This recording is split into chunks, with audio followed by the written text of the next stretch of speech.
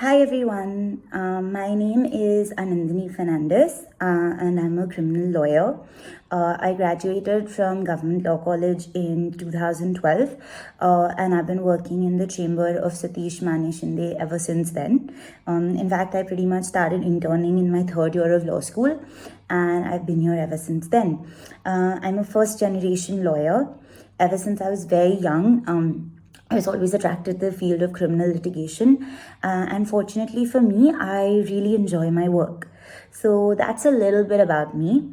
At the outset, I really want to thank Her Forum for inviting me to give this talk. It's really good to see platforms like this emerge, giving insight into the role and working of females in law, especially in the Indian context.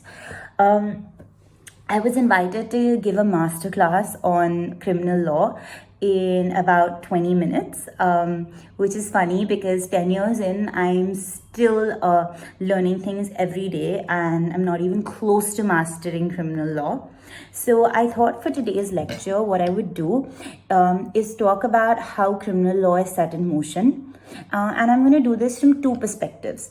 One is from the victim of a crime.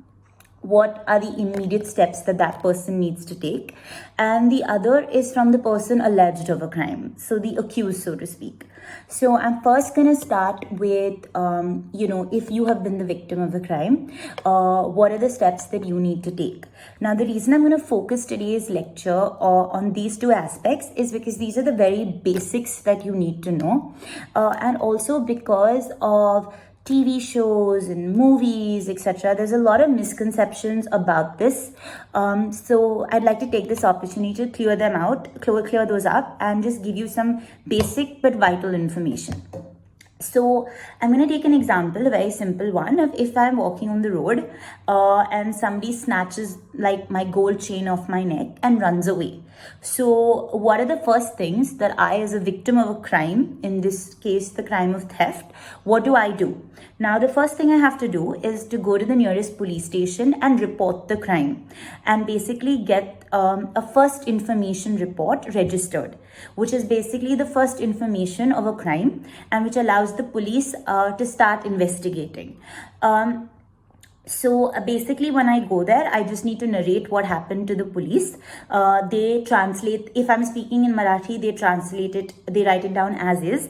If I'm not comfortable in Marathi and I speak English or Hindi, then the police translate that into Marathi, write it down in the FIR, and then read it and explain it to me. So to make sure that it's exactly as per what I want it to be.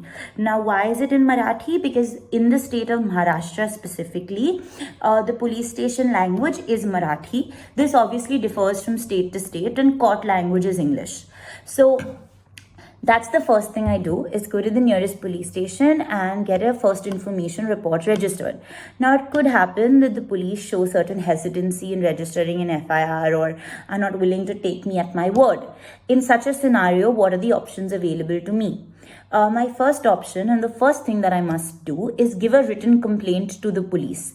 Now, every police station has a dispatch department, which is basically in charge of receiving letters and then forwarding it internally for further action. So what I would do is, it doesn't have to be a very detailed, lengthy letter with a lot of legalese in it. It can just be a simple letter about who I am, what transpired, and there's just the particulars of the crime. So the one thing I should do is, once I've written this letter, I must take a Xerox copy of it, so that when I give it in the dispatch of a police station, once I give the letter, I immediately get the stamp or acknowledgement on the Xerox copy. This is very important for my record purposes, and also in case I need to take further action, I need some proof that I had given a written complaint to the police station. So what I would do is, once I give the letter in the dispatch and I get the acknowledgement, I follow up maybe the next day or after a few days about what steps have been taken with regard to my complaint. So the first thing I do is try to register an FIR at the nearest police station. If that does not happen immediately, I must immediately give a written complaint regarding the details of the crime and take an acknowledgement of that complaint. Thereafter, I must follow up with the police. If again I feel that the police are a bit hesitant or dragging their heels, then what I must do is write a letter to the DCP. The DCP is the Deputy Commissioner of Police. There is one for every zone in the city of Mumbai. So I give it to the concerned DCP. That has to be a very short letter, basically saying that this happened to me. I informed so-and-so police station, but yet no action has been taken. So I request you to please intervene in the matter. Again, when I give this letter to the DCP, when I give the original in the DCP's office, I must take acknowledgement. It's very important that at all these steps to take acknowledgement and have some proof of the efforts taken by you, should you need to rely upon them at a later stage. So I next give the letter to the DCP and take an acknowledgement. If the DCP does not intervene, or despite his intervention no steps are taken, then the recourse available to me is to approach the magistrate. So for every area and for every police station, there is a concerned magistrate. The magistrate is the court of first jurisdiction as far as criminal law is in India is concerned. So I file a detailed complaint with the magistrate that is provided for under section 156(3) of the Code of Criminal Procedure, where I request the magistrate to direct the police to register an FIR. In that complaint, it's very important that along with giving the particulars of the crime, I also annex copies of the acknowledgements that I have taken both from the police station and from the DCP office, to show the magistrate that I have not directly come to him, but I have exhausted all my other remedies, and since no action has been taken, I have been compelled to come to him. And then once I file that before the magistrate, then I have to argue the matter before the magistrate. If the magistrate is convinced of my case, he will direct the police to register an FIR. Now, for some reason, if the crime is not a simple theft or it's a very grave crime, and for some reason the police are not taking action, and I just cannot afford to go through all of this, police station follow-up, then DCP, then magistrate, and I need immediate action, I always have the option to file a writ petition before the Honorable Bombay High Court under section 482 of the Criminal Procedure Code, asking the High Court to direct the police to register the FIR. So this is something that I can explore at any time. However, bear in mind, the High Court is an appellate court.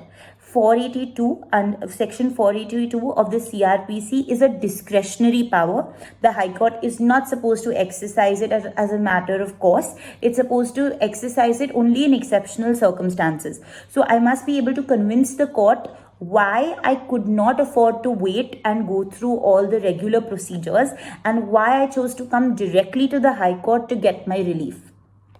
So from the point of view of a victim, these are the options available to me. Go to the police and register an FIR. If they refuse to register an FIR, send them give a written complaint and take an acknowledgement, then follow up with them. If still I don't get any results, file a letter with the DCP and take an acknowledgement of that letter. Still, if there is no progress, I can file a 156(3) complaint before the concerned magistrate. After that, I can go to the High Court, or if I want to bypass all of this because I have some extreme urgency, I can go directly to the High Court. So these are basically the options available to someone who's aggrieved or who has been at the receiving end of a crime. There are certain crimes under the Indian Penal Code where you don't have to file an FIR with the police, and you can directly approach the magistrate. For example, the crime of defamation, I'm not required to file an FIR with the police, and I can directly file a complaint with the concerned magistrate, and thereafter, once I argue my case and if the magistrate is convinced that I've made out a prima facie case, he can directly issue a summons to the police. Summons to the accused, and then the trial starts. So there are certain nuances, but a majority of crimes do require the police to register an FIR and then conduct an investigation. So this is basically how the law can be set in motion from a victim's perspective or an aggrieved party's perspective.